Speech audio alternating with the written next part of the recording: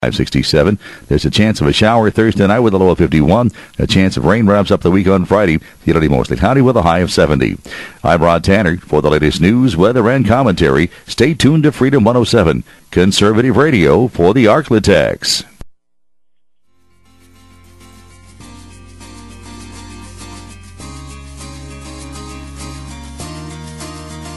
You're listening to Conservative Talk Radio for the Arklatex, Freedom 107.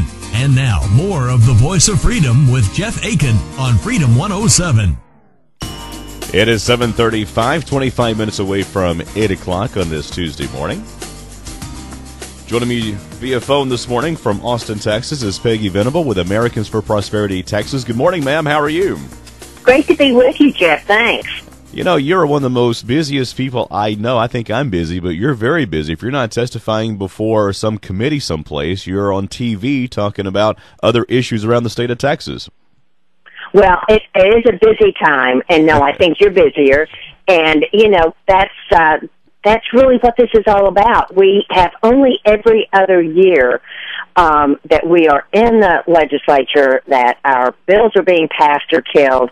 So during that 140 days, it is the busiest time, and we are just gearing up for that, and everybody is. So it is a busy time just before Christmas, and as we head into session, which starts January 8th.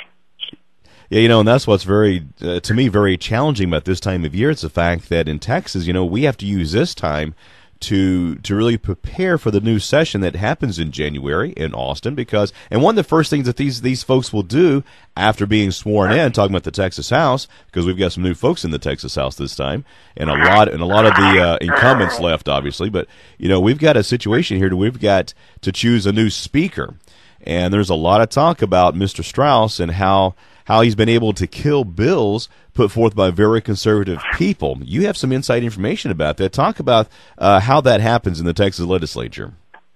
You know, it's so true. The speaker is extremely powerful. He's not elected by the people.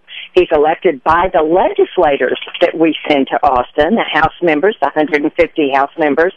The first year that Strauss was elected, he named half of his committee chairmen were Democrats, and liberal Democrats. Ways and Means, he named Representative Renee Oliveira as chairman.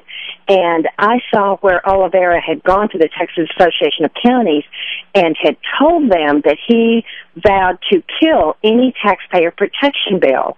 It was really a spending limit with a trigger, but he didn't call it a taxpayer protection bill, but they were our bills. And he said he would not let any of them out of his committee. That was published in the Texas Association of County publication. I took it to Speaker Strauss at the time and said, look at what your committee chairman has done. He ended up not naming Renee Oliveira as chairman of Ways and Means again, but it is a very powerful position, and you are so right, bills could be killed any step of the way in Calendar's committee, at the committee where it's sent. So he has not only the power to name the committee chairman, but also to direct where a bill is sent. So some bills being sent to certain committee chairmen could be a kiss of death. And it is an extremely powerful position. Now, we do not know who is going to be Speaker this next session. But the odds seem to be on Speaker Strauss returning. Yeah, unfortunately. On another subject, you've got how's the school finance lawsuits going? You say there's like 4 or 5 different lawsuits that have been filed by educators against the state of Texas in the sense that they don't believe they're receiving enough money? That is right. There are about 6 lawsuits, most of them by independent school districts. There are 600 school districts that are suing the state either over adequacy, i.e., we don't have enough money, or equity, i.e., we're not getting enough of the money that is out there for school, for public education, and those are primarily the poorer school districts. But we have a real game changer, and that is that taxpayers have filed a lawsuit claiming that the state school finance system is unconstitutional because it is not efficient, because the Constitution does call for an efficient system of public free schools, quote unquote. So we're claiming it's not efficient. I actually have not been deposed yet. I'm supposed to be deposed this Friday. I'm an expert witness in that lawsuit, citing how so much of the public education dollars are wasted or are not directed to the classroom. And I believe that we're in district court. I do believe that Judge Dietz, the judge here in Travis County that is hearing this case, is rather intrigued by this aspect. It's the first time that taxpayers have been able to enter this lawsuit, claiming that our dollars are not efficiently spent. I will tell you we would not have done it had the schools not been suing us for more money.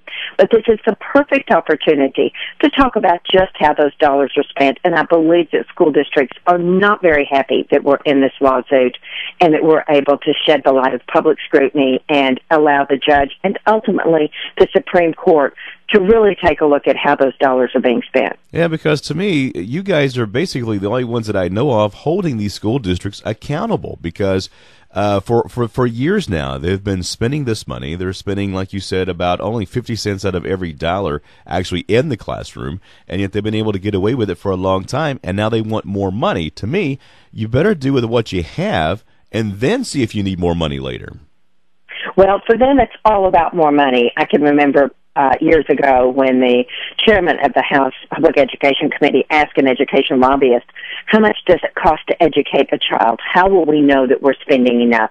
And this lobbyist said there will never be enough money.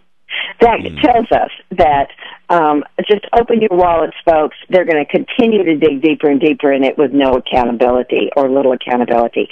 We are basically saying that we simply want our education dollars to be redirected and spent more toward the classroom. We've been increasing public education spending at a rate of 5 times faster than student enrollment. A new study came out last month that said that while student enrollment in Texas grew 37%, non-teaching staff ranks grew a shocking 172%. So we see all this money being spent, and much of it outside the classroom, and it's appropriate for taxpayers to put the brakes on it, and let's put the light of public scrutiny on it and see if we can't not just put more dollars in education, but get more education for our dollars. Wow. Peggy Venable, always a pleasure talking with you. How can people find out more about what their school districts are doing? You got the Red Apple Project? You bet. People can go to the redappleproject.com and look up their own school district, kind of find out what's going on in school districts across the state. We're going to be releasing our education, Public Education Plus is the plan that we're calling it, our education plan for this legislative session. I'll also be putting my testimony online and allow people to take a look at just what we're having to say about how inefficiently our dollars are being spent. People can also go to our website, americansforprosperity.org. Excellent. Peggy, always a pleasure, ma'am, and thank you for doing what you do. We appreciate it. Thank you, Jeff. Thank you, ma'am. It is 7:42, 18 minutes away from 8 o'clock. Up next is the Sean Hannity Update. And, of course, your phone call is always welcome at 903-793-1071, 903-793-1071. This is the Voice of Freedom on Freedom 107.